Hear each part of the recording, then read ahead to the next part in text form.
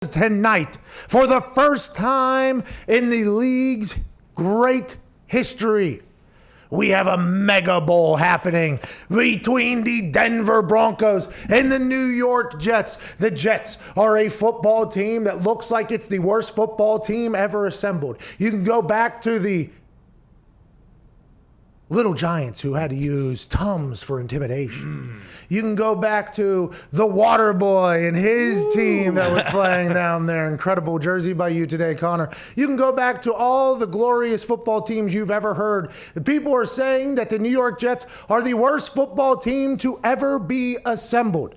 Tonight is one of their only opportunities to really get a win this season. Will they be able to give their fans one evening of yes, one evening of oh yeah, one evening of thank God we didn't suck tonight? Woo! They could.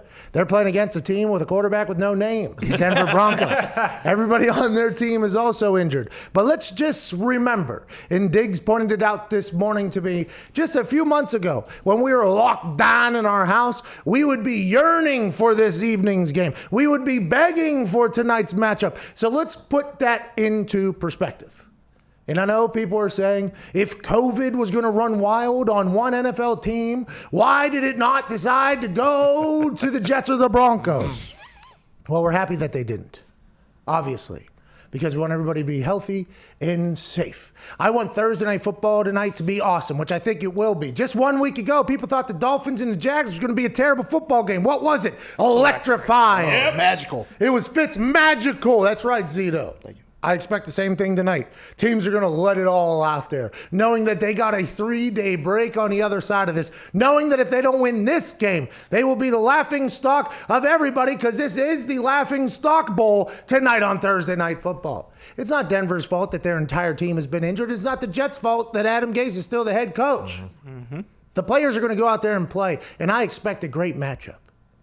Tonight, the New York Jets potentially stall themselves from being just the third team in the league's existence of going 0-16.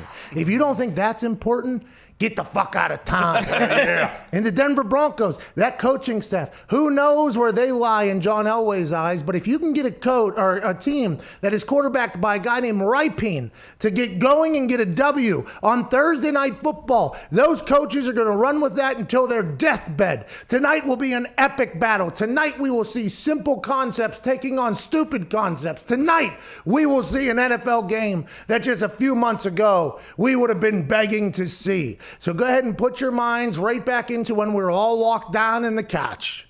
Mm-hmm. When there was no live events, there was no new movies coming out.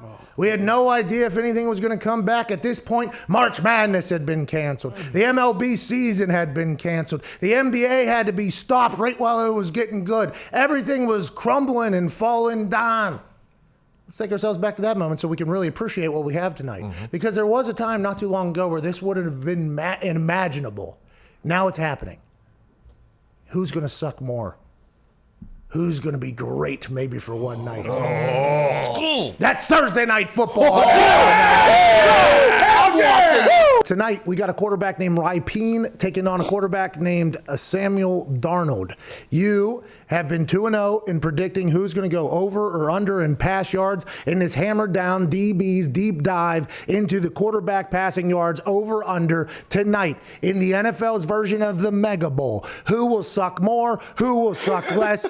What do you have? What are we hammering tonight, Darius? Man, it's hard to imagine anybody can suck more than the Jets have this year so far. And this is, I've hammered the over the last 2 times. It's the first time I'm going to hammer the under on a guy. And Sam Darnold with the Jets, man, I can't see him hitting over 225 against this Broncos defense. And it's not all on him. It's the weapons that he has available. He will get Crowder back.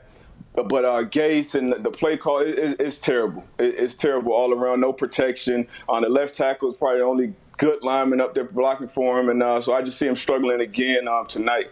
But on the flip side, Ripien, the Mountains West all-time leading passer, he'll get his first shot, his first crack at it, and I'm taking it over on him. Yeah!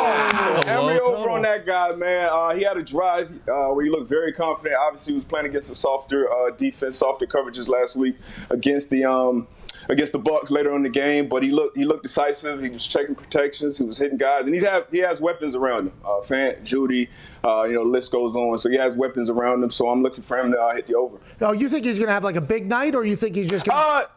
I wouldn't say a big night, but I think he'll definitely hit over.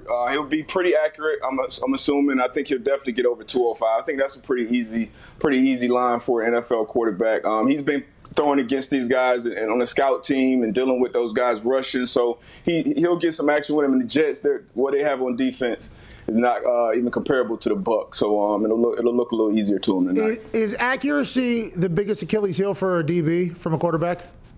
Yes, it's accuracy, and it's more so knowing, the quarterback knowing where to go with the ball pre-snap, because that's what a lot of these quarterbacks know where they're going with the ball, before the ball's even snapped. The smart ones are just kind of manipulating the defenders and moving them with their eyes and moving and shifting coverages. But they know pre-snap, okay, it's going to be a variation of this coverage or that coverage. So I know this is where I go with the ball. If you hear like Romo covering games, he breaks it down and makes it pretty simple. It's not as complicated as people make it. Single high coverage, you're going to have one-on-ones on the outside. If it's split safety, you know where those gaps will be in the inside. And so he looks like he's a smart kid, threw for a lot of yards in college. So I'm excited for him getting his first opportunity against the New York Jets. They're bad at football.